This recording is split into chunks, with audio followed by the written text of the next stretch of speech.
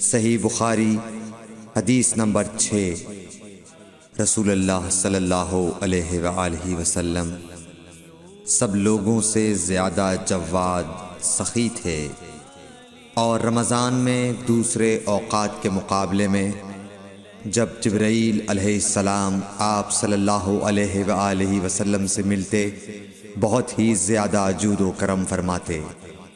جبرائیل علیہ السلام رمضان کی ہر رات میں آپ صلی اللہ علیہ وآلہ وسلم سے ملاقات کرتے اور آپ کے ساتھ قرآن کا دورہ کرتے۔ غرض حضرت صلی اللہ علیہ وآلہ وسلم لوگوں کو بھلائی پہنچانے میں بارش لانے والی ہوا سے بھی زیادہ جود و کرم فرمایا کرتے تھے۔